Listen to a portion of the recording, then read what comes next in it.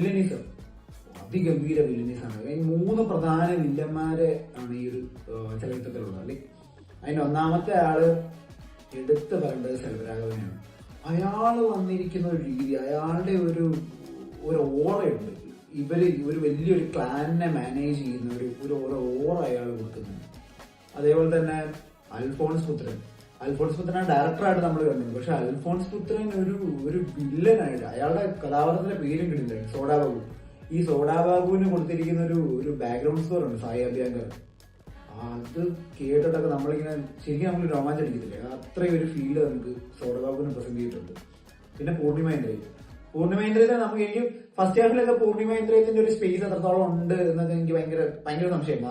As an ഓഡിയൻ എനിക്ക് ഭയങ്കര സംശയമായിരുന്നു, ഇത് എത്രത്തോളം വർക്കൗട്ട് ആവും, അല്ലെങ്കിൽ ഈ ഒരു ഇത് വില്ലനാണോ, ഇങ്ങനെയുള്ള ഡൗട്ടൊക്കെ ഉണ്ടായിരുന്നു.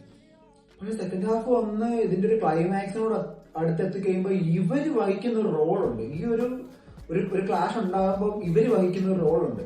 ഒരു പർട്ടിക്കുലർ സംഭവം ഉണ്ടാകുന്നു, ആ സംഭവത്തിൽ ഈ പൂർണിമ ഇന്ദ്രജിത്തിന്റെ ഒരു സ്പേസ് ഉണ്ട്. അത് അതിഗംഭീരം ഒരു സ്പേസാണ്.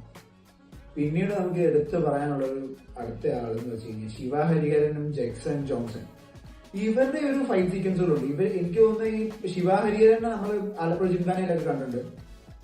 അയാളും വളരെ ഗംഭീരമായിട്ട് ഇവരുടെ ഫൈറ്റും ഇവരുടെ ഒരു ഫ്രണ്ട്ഷിപ്പിന്റെ ഒരു പരിപാടിയൊക്കെ ആണെങ്കിലും ശന്തനുവിന്റെയും ഷെയ്നിയത്തിന്റെയും ഒപ്പം തന്നെ ആ ഒരു ആക്ടിങ് സ്കിൽസിനോടൊക്കെ ഒപ്പം തന്നെ ഇവരും മാച്ച് ഔട്ട് ചെയ്തു പോകുന്നുണ്ട്.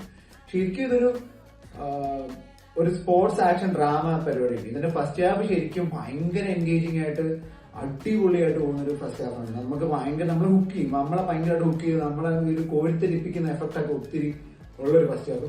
സെക്കൻഡ് ഹാഫിൽ ഒരു കുറച്ച് ലാഗ്, ഒരു സ്ലോ പേസ്, കാരണം അതിനകത്തൊരു ഇമോഷൻ കൊണ്ടുവരാൻ ശ്രമിക്കുന്നുണ്ട്. ഡയറക്ടർ അതൊരു ഇമോഷൻ കൊണ്ടുവരാൻ ശ്രമിക്കുന്നതിനാണ് ഒരു സ്ലോ പേസിൽ പോകുന്നത്. എന്നാൽ ക്ലൈമാക്സിനോട് അടുത്ത് വീണ്ടും ഒരു ഹൈപ്പ് ഓഡിയന് കൊടുക്കാൻ ഈ ഡയറക്ടർക്ക് സാധിക്കുന്നുണ്ട്. ഇതൊക്കെയാണ് ഈ ഒരു പടത്തെ കുറിച്ച് നമുക്ക് പ്രധാനമായിട്ട് പറയാൻ പറ്റുന്നത്. ഓവറോൾ എനിക്കും ഞങ്ങളുടെ ടീമിന് ഭയങ്കരമായിട്ടും വർക്കൗട്ട് ആയിട്ട് ഒരു സിനിമയാണ്. ഒരു 4.54 റേറ്റിംഗ് നമുക്ക് എപ്പോഴും കൊടുക്കാൻ പറ്റുന്ന ഒരു സിനിമയാണ് മൾട്ടി. എസ്പെഷ്യലി ഷൈനികത്തിന്റെ പെർഫോമൻസ് എടുത്തു പറയേണ്ട പെർഫോമൻസ് ആണ്. കാരണം ഷൈനികത്തിൽ നമുക്ക് ആർട്ടിക്സ് ഒക്കെ കണ്ടപ്പോൾ നമുക്ക് മനസ്സിലായി, കാരണം ഇയാൾക്ക് ഒരു ആക്ഷൻ പുൾ ഓഫ് ചെയ്യാൻ പറ്റും, ആക്ഷൻ ശരിക്കും എലിവേറ്റ് ചെയ്യാൻ പറ്റും.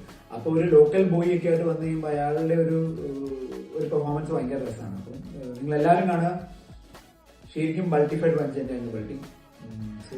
Thank for watching.